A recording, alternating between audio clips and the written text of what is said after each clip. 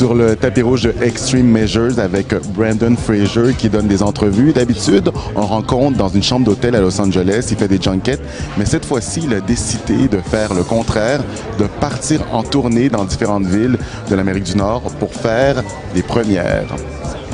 How are you, man?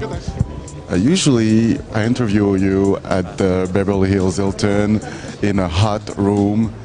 Now I'm in your house, man. Yeah, come.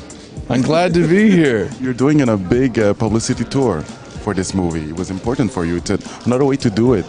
Well, I just got off the phone with Harrison. He's doing this southern. He's in the U.S. He's going to hit him low, and I'm going to hit him high. Okay. So we have this kind of divide and conquer strategy.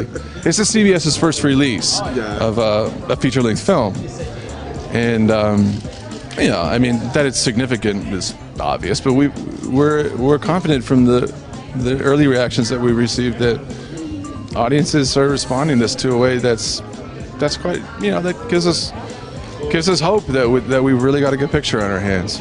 Do you wish like more actors would do that, come and do like a North American tour of a few cities to meet the public and to see how the movie goes? Gosh, it depends on their career aims. I like to see the places where the films play. And hey, look, I'm Canadian, so I'm glad to be back. Oh, you're half Canadian. Yeah, the lower half of me. I like that one. Tell me, what attracted you to this movie? To the story, of course? For certain. That,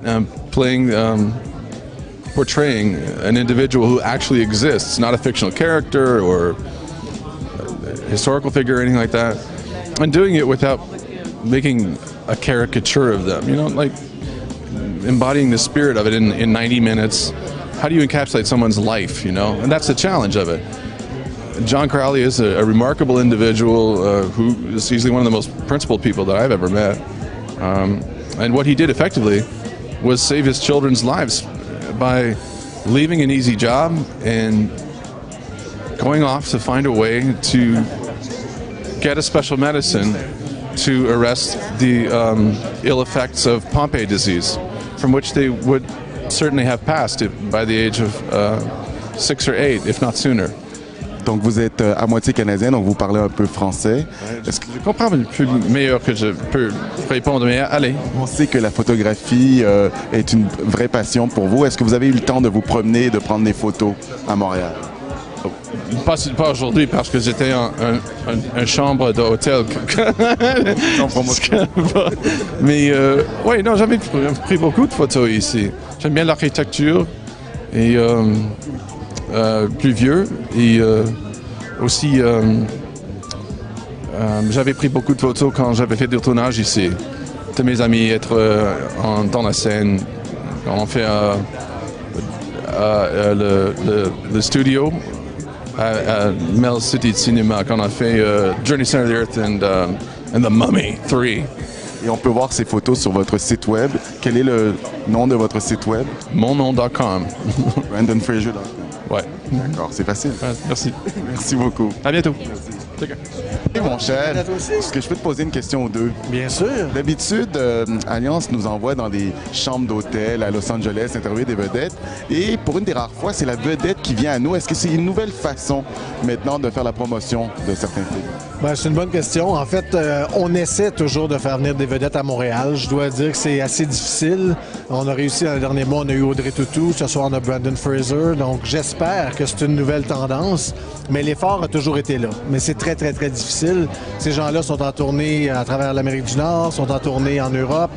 Donc je peux comprendre qu'ils ne peuvent pas toujours se déplacer quand on le souhaite. Mais dans ce cas-ci, je suis très heureux que Brendan Fraser ait accepté cette invitation. Pourquoi ça a marché? Et je pense que ça a un impact. Oui, ça a un impact. Je pense que ça a un impact énorme parce que je pense que les Québécois aiment que les gens viennent les rencontrer, viennent leur dire, écoutez, on sait que vous êtes là, vous êtes important. Et donc, ça a un impact. Et dans ce cas-ci, pourquoi ça a marché? Je sais pas. Honnêtement, je sais pas.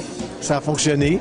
Je pense que c'est peut-être, c'est une première collaboration pour nous avec CBS Films. J'avais rencontré le grand patron de CBS Films il y a quelques mois à Montréal. Je lui avais parlé de l'importance de ça, donc je pense que c'est peut-être une réaction suite à ça. Il a dû se dire, premier film, on va faire un effort particulier. Donc c'est ça, ils ont mis les bouchées doubles parce que c'est un premier film pour CBS Films. Avant, CBS, c'était chaîne de télévision. Oui, c'est encore une chaîne de télévision, mais ils ont créé une compagnie de production de long métrage. Donc c'est le premier film là, qu'on distribue d'eux. C'est une entente à long terme qu'on a signée avec eux. Donc la pression est grande pour eux ou pour vous? Pour les deux. Les enjeux sont grands. Mais c'est correct, on est habitué. Chaque fois de distribuer un film, les enjeux sont grands, sont importants. Donc, je souhaite vraiment que ce film-là soit le début d'une belle collaboration. Patrick, on se revoit à Paris la semaine prochaine. Bien sûr, je serai là. Moi aussi. Merci. Merci.